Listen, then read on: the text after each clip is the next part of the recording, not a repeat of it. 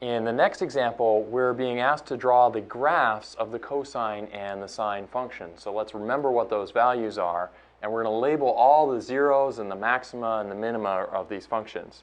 So let me set up some axes here. And I'm going to label my x-axis in terms of multiples of pi. And the reason I'm going to do that is because we're talking about cosines and sines of multiples of pi. So we're really talking about radians here. So that's pi, that's 2 pi, that's pi over 2, and that's 3 pi over 2. That's 0, of course. The y-axis I'm going to label as 1 and -1. And I've set up my scale here. Remember that pi is about 3.14, so it's a little bit bigger than 3. So I've set up my scale here so that the pi is about a little bit beyond 3 units on the graph. I'll extend it a little bit on the left here as well. So we've got negative pi, I draw that around -3, and negative pi over 2.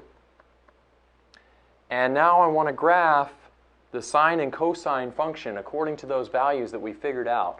Remember that the sine and cosine function correspond to coordinates of angles on the unit circle.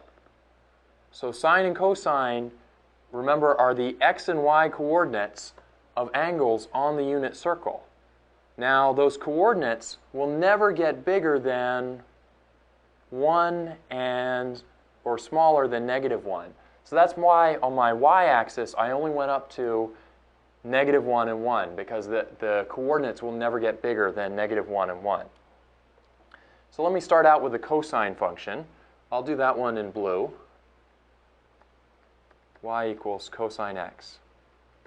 So we'll remember the values that we learned in the previous question. Cosine x, cosine of 0 is 1. Cosine of pi over 2 was 0. Cosine of pi is -1. Cosine of 3 pi over 2 is 0. And cosine of 2 pi is up at 1 again. And so what you get is this smooth curve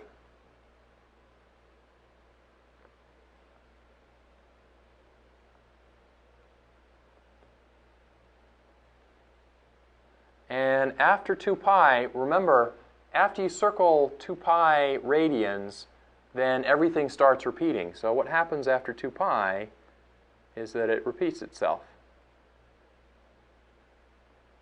And it repeats itself in the negative direction as well.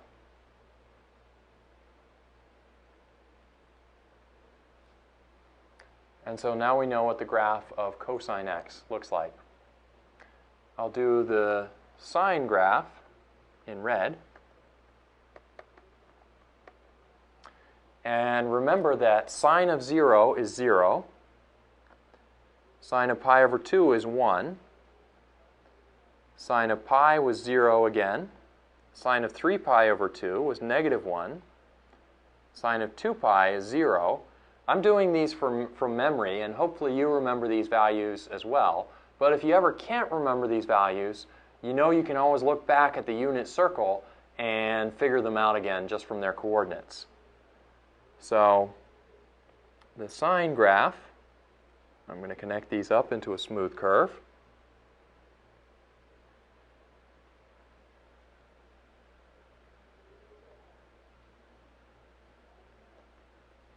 And it repeats itself after this.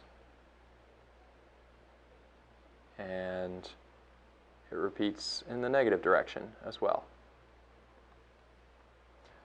So that's what y equals sine x looks like. It actually has the same shape as cosine x, but it's shifted over on the graph.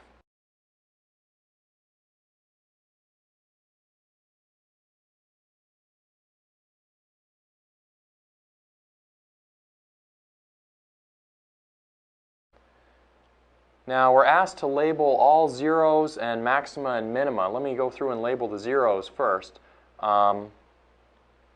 this is, on the cosine x, this is pi over 2, 0. That's a 0 right there. There's one right there, 3 pi over 2, 0. And this one, even though I haven't labeled it on the x-axis, is actually 5 pi over 2, 0, because it's pi over 2 beyond 2 pi.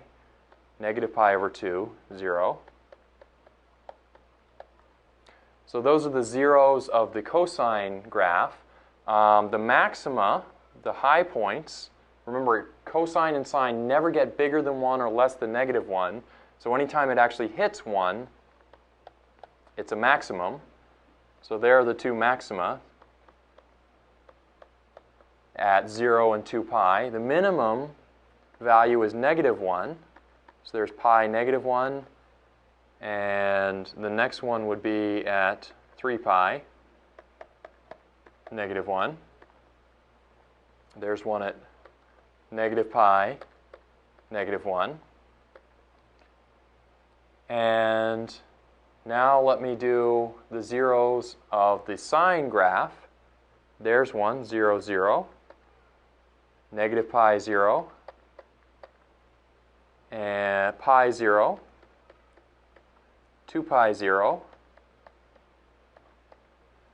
The maximum value would be 1, and that occurs at pi over 2.